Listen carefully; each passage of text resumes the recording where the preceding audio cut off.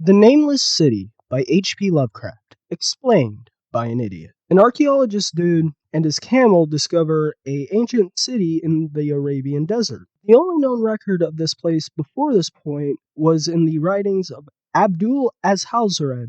I don't think I pronounced that right. The man who wrote the Necronomicon. While adventuring through this city, the archaeologist guy notices that the buildings are too short for people, and any statues or art history within the city has been so sandblasted by time that they are unrecognizable. He then notices wind coming from this strange structure in the center of town. He goes into the structure and realizes it's a temple. While within, he notices sculptures and glasswork that were far too advanced for a civilization predating Egypt. He explores another one of these temples that is mostly the same but narrower. As night fell, he decided to travel back outside of the city to make camp because camping inside the city would be too spooky. The next day, he enters a third one of these temples and notices a steep staircase going downward towards the back. While traveling down the staircase, his torch burns out and it plunges him into absolute darkness. At some point while going downward, he notices light emanating from an unknown source. As he grows closer, he notices that it's coming from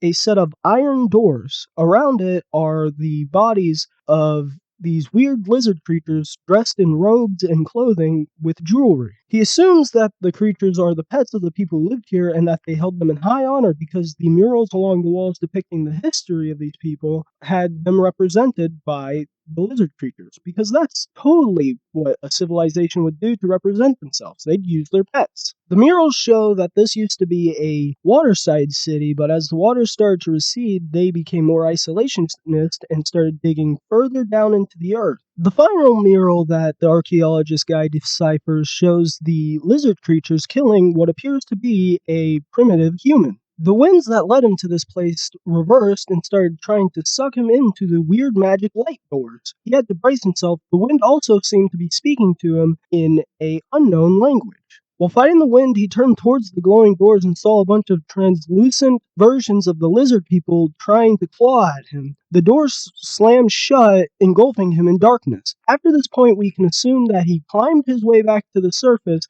wrote down the story, and promptly went insane in true Lovecraft fashion. Also, I didn't have a script for this video. I wanted to see if the video turned out any better if I went off of bullet points rather than a fully scripted thing. So tell me what you think in the comments.